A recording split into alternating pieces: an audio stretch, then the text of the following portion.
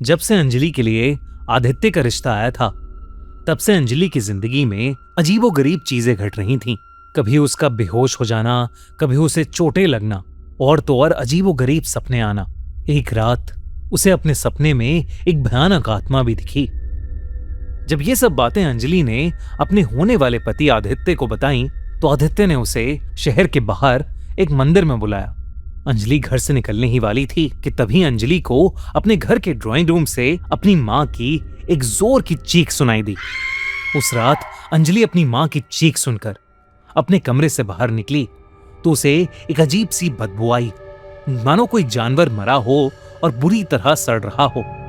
जब वो drawing room तक आई तो उसने देखा कि उसकी मम्मी बाल खोलकर बिल्कुल सीधे खड़ी थीं और लंबी लंबी गहरी सांसें ले रही थीं। उनका चेहरा बिल्कुल सफेद पड़ा था और उनके हाथ में एक कलश था। अंजलि को देखते ही उन्होंने वो कलश उसकी तरफ उछाला। उस कलश में कुछ गाढ़ा सा काले रंग का लिक्विड निकला जो जमीन पर फैल गया। अंजलि की माँ नीचे जमीन पर बैठकर उस लिक्विड को अपने हाथों से समेटकर अपने चेहरे पर लगाने लगी। जब अंजलि ने ध्यान से देखा तो वो लिक्विड बहुत गाढ़े काले रंग का खून था। अपनी माँ का ये पागलपन देखकर अंजलि की चीख निकल गई। उसने घर में पापा को आवाज लगाई, लेकिन वो पूरे घर में कहीं नहीं थे। जब अंजलि ने अपने पापा को फोन मिलाया तो उन्होंने फोन उठाकर कहा कि वो आदित्य के साथ ही मंदिर में है और वो जल्दी से मंदिर आ जाएं। गिरते पड़ते वो अपने घर से बाहर निकली और अपनी स्कूटी पर बैठकर उस मंदिर पहुंची जहां आदित्य ने उसे बुलाया था।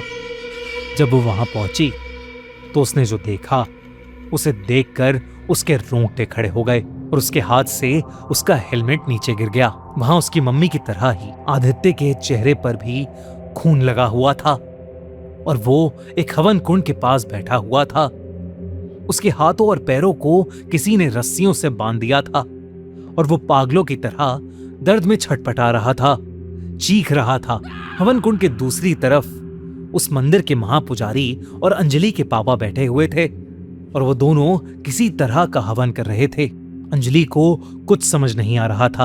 अंजलि बहुत ज्यादा घबरा गई थी और घबराते हुए वो अपने पापा के पास आई और उनसे पूछने लगी कि ये सब आखिर चल क्या रहा है। लेकिन तब उसके पापा ने उसे अपने पास बिठा लिया और कुछ देर शांत रहने के लिए कहा।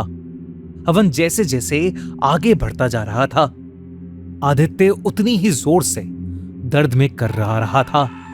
अचानक उसका चिल्लाना बंद हो गया और उसकी आंखें एकदम सफेद पड़ने लगीं। अंजलि को ये सब देखकर बहुत डर लग रहा था। तभी अचानक आदित्य का चेहरा बदलने लगा। ऐसा लग रहा था कि मानो उसके अंदर से कोई आत्मा निकली हो और वो आत्मा किसी और की नहीं बल्कि उसी भयानक औरत की थी जिसे सपने में अंजलि ने देखा था। एकदम से उस औरत ने चीखना शुरू कर दिया। तभी उस महापुजारी ने एक कलश से पानी की कुछ बूंदें और हवन कुंड की भभूत उस औरत की आत्मा पर फेंकी तो वो चीखती हुई कहीं गायब हो गई और आदित्य बेहोश हो गया। आदित्य की ऐसी हालत देखकर उसके प्यार में पड़ी अंजलि का रोना छूट गया। वो आदित्य को होश में लाने के लिए आगे बढ़ी ही थी कि तभी उसके पापा ने उसे रोक लिया और अंजलि को कुछ ऐसा बताया जिसे सुनकर अंजलि के होश उड़ गए। उन्होंने उससे कहा कि आदित्य ने एक बहुत ही भयानक आत्मा कंड पिशाचनी सिद्ध की हुई है। कंड पिशाचनी की साधना ब्लैक मैजिक या काली विद्या जानने वाले साधक करते हैं। कंड पिशाचनी एक ऐसी आत्मा है, एक ऐसी शक्ति जो अगर आपकी हो जाए तो वो आपकी कोई भी ख्वाहिश पूरी कर सकती है। जिसने भी कंड पिशाचनी को सिद्ध कर लिया हो उसे पास्ट, प्रेजेंट और फ्यूचर की सारी नॉलेज, सारी विद्या प्राप्त हो जाती है। वो आपके कान में आकर आपको दुनिया के सारे राज बता सकती है। पर कंड पिशाचनी के तंत्र की साधना बहुत ज्यादा खतरनाक होती है। एक ऐसी विद्या है जिसमें साधक को अपने खून और प्राण का बलिदान करना पड़ता है। अपने पापा को खोने के बाद आदित्य को बहुत गहरा सदमा लगा। वो पढ़ाई में फेल होता गया और उसकी मां की भी तबीयत बहुत खराब रहने लगी। सब चीजों से थक हार कर उसने काली विद्याओं का रास्ता चुना और तभी उसे किसी से कंड पिशाचनी के बारे में पता चला। आदित्य ने कंड पिशाचनी की साधना शुरू की।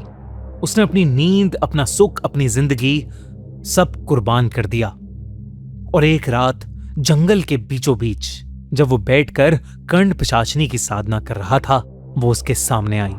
कंड पिशाचनी ने उस रात आदित्य की आत्मा पर कब्जा कर लिया था। उसने आदित्य को वचन दिया कि इसके बदले में उसे समय के तीनों काल का ज्ञान प्राप्त होगा, भूत, वर्तमान और भविष्य। तब से आदित्य की जिंदगी पलट गई। उसकी लाइफ में सब कुछ अच्छा होने लगा। उसका स्टार्टअप करोड़ों का बन गया और उसकी मां की तबीयत भी ठीक हो गई। लेकिन इन सब की एक कीमत थी। उसकी जिंदगी अब किसी और के साथ नहीं जुड़ सकती थी। और अब जब वो अंजलि के करीब आया तो कंड पिशाचनी फिर से जागी थी। अंजलि का घर, उसका परिवार, सब इस अंधेरों में खींच लिए गए थे। अंजलि के पैरों तले जमीन खिसक गई।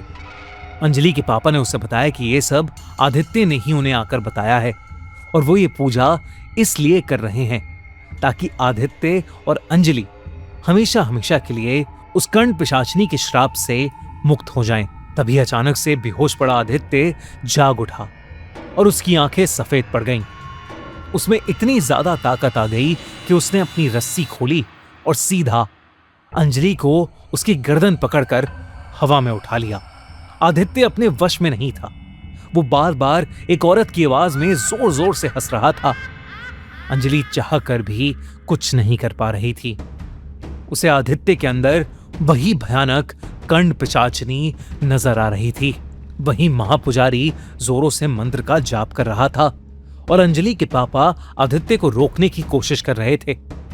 और तब आदित्य ने अपने दूसरे हाथ से अंजलि के पापा को इतनी जोर का धक्का दिया कि वो मंदिर की दीवार पर जा टकराए और बुरी तरह चोटिल हो गए। अंजलि अब धीरे धीरे अपना दम तोड़ने लगी थी। पर तभी उस महापुजारी ने जोर का एक मंत्र पढ़ा और पूरा कलश का पानी आदित्य पर फेंक दिया, जिसके बाद आदित्य पागलों की तरह चिल्लाने लगा और वो हवन कुंड की आग में गिर गया।